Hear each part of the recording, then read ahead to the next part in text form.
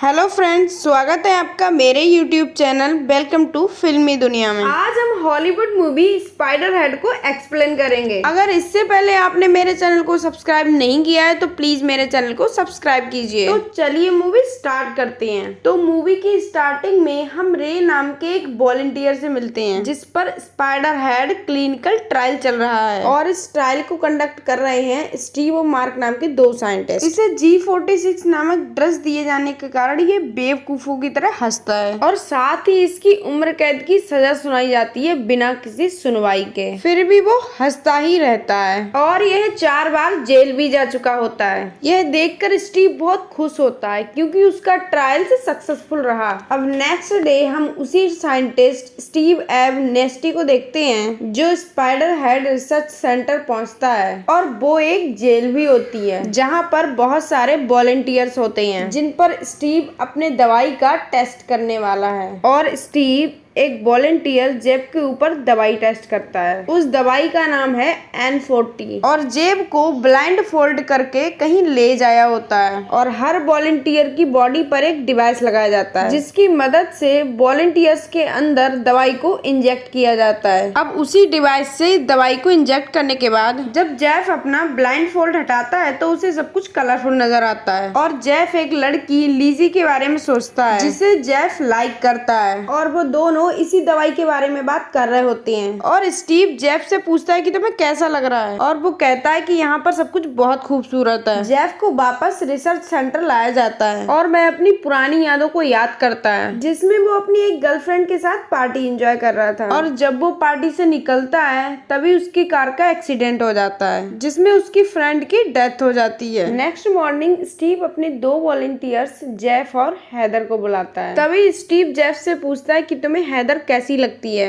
और 10 में से कितना दोगे। जेफ कहता है 7.5 और हैदर पूछने पर बताती है कि वो उसको 5 देगी। फिर दोनों पर N40 ड्रग्स को टेस्ट किया जाता है जो उनके शरीर में उसी मूवी पैक से इंजेक्ट किया जाता है जिसके कारण वो एक दूसरे की तरफ अट्रैक्ट होने लगते हैं, यानी कि वो ड्रग्स एक दूसरे की तरफ आकर्षित करता है। ये N40 दवाई प्यार की दवाई है पर स्टीव कहता है कि ये दवाई का असर खत्म होने के बाद ये दोनों एक दूसरे पर कैसा बिहेव करते हैं और वो मार्क को कहता है कि उन्हें हैदर और जेफ पर नजर रखनी होगी। जेफ लीजी के साथ सारे वॉलंटियर्स को खाना लाता है और वहाँ पर जेफ और हैदर एक दूसरे को देखते रहते हैं। फिर नेक्स्ट एक्सपेरिमेंट सारा और जेफ पर किया जाता है। फिर मार्क N40 ड्रग्स उनके अंदर डाल देता है और दोनों शुरू हो जाते हैं। फिर नेक्स्ट सीन में जैक मूवी पैक में दवाई को रिफिल करता है और बोलता है कि ट्रायल के समय ध्यान रखना कि कोई मूवी पैक ना छुए नहीं तो प्रॉब्लम हो जाएगी। जेफ मार्क को बोलता है कि अब उसे लीजी के साथ काम नहीं करना है और उसे किचन से निकालने के लिए बोलता है। नेक्स्ट एक्सपेरिमेंट में सारा और हैदर बैठी होती हैं और स्टीव के साथ जेफ भी बैठा होता है और वहाँ पर एक वॉलंटियर भी बैठा होता है जो खाना खा रहा होता है और वो खाना खाने के साथ साथ उल्टियाँ भी करता है जिससे उसका पेट भरता ही नहीं है और पता नहीं यहाँ पर कैसा एक्सपेरिमेंट चल रहा है। स्टीव जेफ से पूछता है कि तुम सारा और हैदर के लिए क्या फील करते हो और जेफ कहता है कि वह किसी को पसंद नहीं करता पर उन ट्रायल्स में जो कुछ हुआ वो धीरे धीरे उसके दिमाग से निकल रहा है। और जेफ हैदर और सारा को डार्क एंड फ्लॉक्स देने से मना कर देता है और जो स्टीव उन दोनों पर डालना चाहता है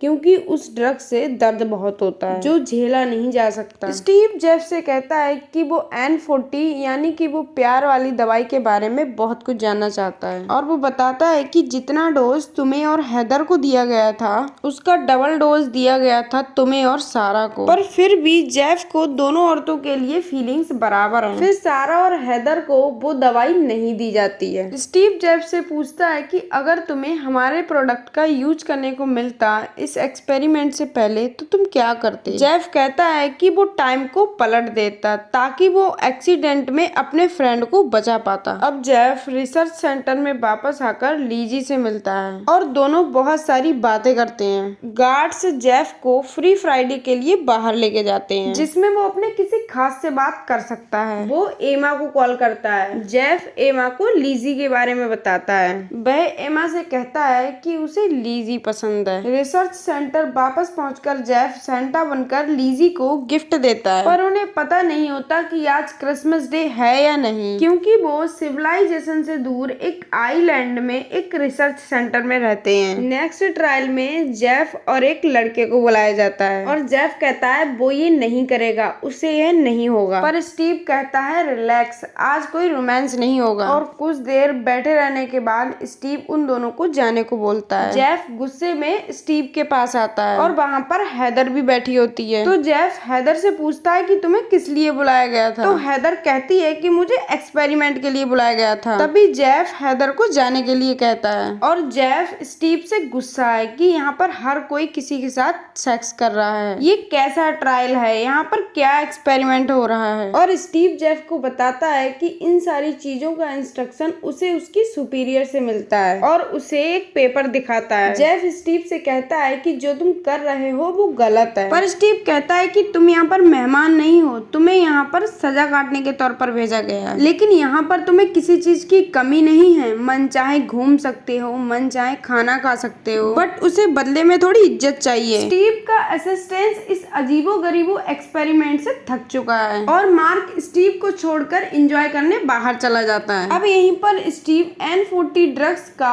अपने ऊपर एक्सपेरिमेंट करता है। जेफ लीजी से स्टीव के बारे में बात करता है। अब लीजी ये जानती है कि जेफ उसके साथ काम करना नहीं चाहता है और पूछती है कि क्या तुम अब मेरे साथ रहना नहीं चाहते, क्या एमा इसकी रीजन है। जेफ कहता है ऐसा कुछ नहीं है और वैसे भी एमा मूव ऑन कर चुकी है, उसे बस एमा की एक बार आवाज सुनना पसंद है। अब जेफ बताता है कि वह लीजी के लिए कैसा फील करता है। अब नेक्स्ट डे मार्क आकर स्टीव का मूवी पैक रिफिल करता है। मार्क स्टीव को इस दवाई के रिस्क के बारे में बताता है, पर स्टीव कहता है कि दूसरों से पहले हमें खुद पर इस ड्रग्स को ट्राई करना होगा ताकि अगर हम फेल हुए तो जवाब दे सकें। तभी वहाँ पर जेफ आ जाता है। तभी स्टीव जेफ से अपना मूवी पैक और दवाई छुपा लेता है। फिर ट्रायल के लिए हैदर को बुलाया जाता है और इसे ये पीड़ा देने वाली दवाई दी जाएगी और ये उसके सुपीरियर ने बोला है और उन्हें ये एक्सपेरिमेंट करना होगा। और हैदर को डार्क एंड फ्लॉक्स देकर जेफ की फीलिंग को देखा जाएगा कि वो कैसे रिएक्ट करता है, उसमें हैदर के लिए फीलिंग्स है या नहीं। पर जेफ हैदर को वो पीड़ा वाली दवाई नहीं देना चाहता है, इसीलिए वो स्टीव से बोलता है कि जाकर सुपीरियर से बात करो। अब वो कॉफी लेने के बहाने लीजा के पास पहुंचता है और लीजा के खाना बनाने के टैलेंट की तारीफ करता है और स्टीव से लीजा को पता चलता है कि उसे जेल हुई थी। तभी स्टीव वापस आता है और कहता है कि सुपीरियर का मानना है कि शेड्यूल के अकॉर्डिंग टेस्ट किया जाए और इस टेस्ट को करने के लिए जेफ स्टीव को परमिशन दे देता है। जेफ को परमिशन देने के अलावा और कोई रास्ता नहीं होता है और स्टीव हैदर के अंदर डार्क एंड फ्लॉक्स इंजेक्ट कर देता है, जिसके बाद हैदर की हालत बिगड़ने लगती है और ये देखकर जेफ को अच्छा नहीं लगता और मार्क डिवाइस को कंट्रोल ही नहीं कर पाता है और हैदर आउट ऑफ कंट्रोल हो जाती है। स्टीव मार्क को हैदर के पास भेजता है, लेकिन तभी वो अपने आप को मार देती है, जिसे देख करके स्टीव और मार्क शॉक रह जाते हैं। स्टीव के बाहर जाती है उसकी चाबी गिर जाती है। स्टीव अंदर जाता है और जेफ वो चाबी उठाकर ड्रॉयर खोल लेता है और एक लेटर हेड में नाम देखता है एमनेस्टी फार्मास्यूटिकल, जो कि स्टीव का सरनेम होता है। मतलब ये कंपनी स्टीव की ही है और कोई भी बॉस नहीं है। और उसे एक बिंगो कार्ड मिलता है, उसमें बिंगो हैं और उसके नीचे बहुत सारे नंबर्स हैं और स्टीव ने दवाई का नाम भी इसी पर रखा है। स्टीव अंदर आता है और जेफ ड्रॉयर को लॉक करके चाबी नीचे फेंक देता है। स्टीव चाबी को उठा लेता है और जेफ से बोलता है कि इसमें तुम्हारी कोई गलती नहीं है। मार्क इस घटना को रिपोर्ट करना चाहता है, पर स्टीव कहता है कि इसके साथ साथ मार्क का भी करियर खराब हो जाएगा, वो भी डूब जाएगा और इसीलिए स्टीव समझाता है कि यहाँ पर सब कुछ ठीक है और ये तो ट्रायल में चलता रहता है।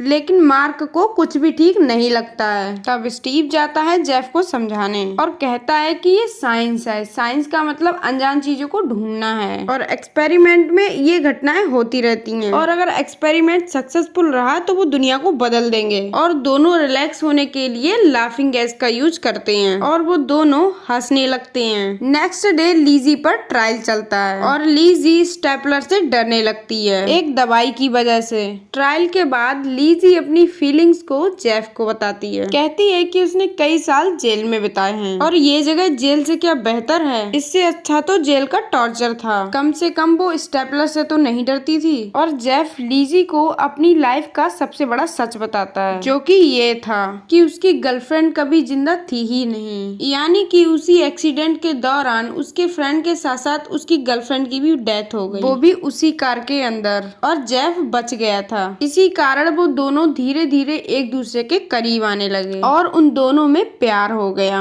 और रात में वो दोनों एक दूसरे से बहुत सारी बातें करते हैं। वो पहले से ही एक दूसरे को लाइक करते थे। जेफ और लीजी किचन में बात कर रहे होते हैं, तभी वहाँ पर स्टीव आ जाता है और एक साथ उन दोनों को देख लेता है। और जब जेफ सो रहा होता है तो स्टीव उसके रूम में एक लीजी की तस्वीर देखता है और खुद में N40 इंजेक्ट करके सो जाता है। और रात में स्टीव जेफ को अपनी लैब में बुलाता है और कहता है कि सुपीरियर चाहता है कि तुम एक और मेंबर को डार्क एंड फ्लॉक्स देने की परमिशन दो, लेकिन जेफ उस एक्सपेरिमेंट के लिए मना कर देता है। स्टीव उसे मनाने के लिए टाइम देता है और कहता है कि सोच लो तुम्हें क्या करना है। फिर मार्क उसके रूम में जाता है उसका मोबी पैक चेक करने। तब जेफ मार्क को बताता है कि यहाँ पर कोई सुपीरियर नहीं है, ये कंपनी स्टीव की ही है, और पूछता है कि तुम यहाँ पर काम क्यों कर रहे हो, तुम तो बाहर कहीं भी काम कर सकते हो। फिर मार्क कहता है कि मैं आया था दुनिया का भला करने। तो जेफ कहता है वो तो तुम अभी भी कर सकते हो। नेक्स्ट डे लीजी और जेफ को एक्सपेरिमेंट के लिए बुलाया जाता है, बट वहाँ पर मार्क नहीं होता है। तो स्टीव जेफ से कहता है कि लीजी को ड्रग्स तुम ही दोगे, लेकिन जेफ इसके लिए मना कर देता है। जेफ कहता है कि वो लीजी को डार्क एंड फ्लॉक्स नहीं देगा।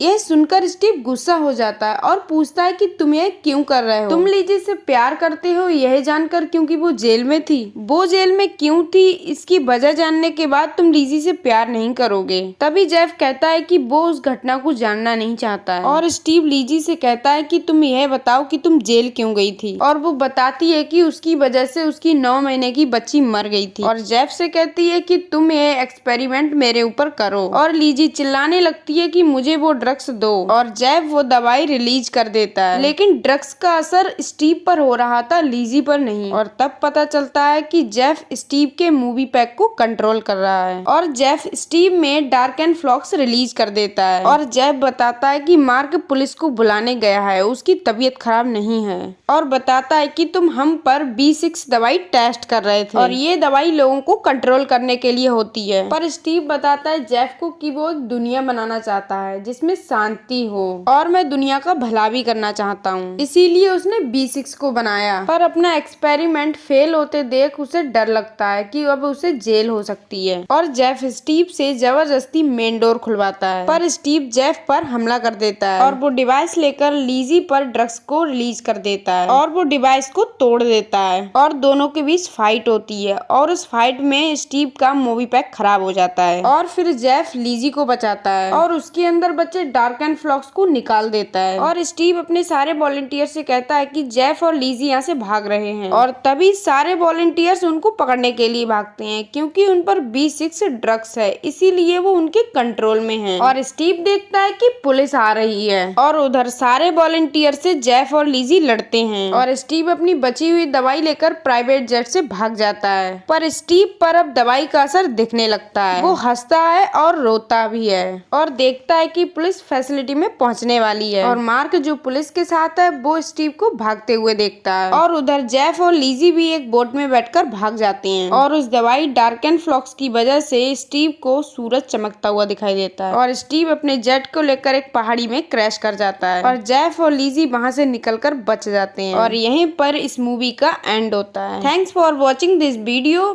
आपको कैसी लगी कमेंट करके जरूर बताएं।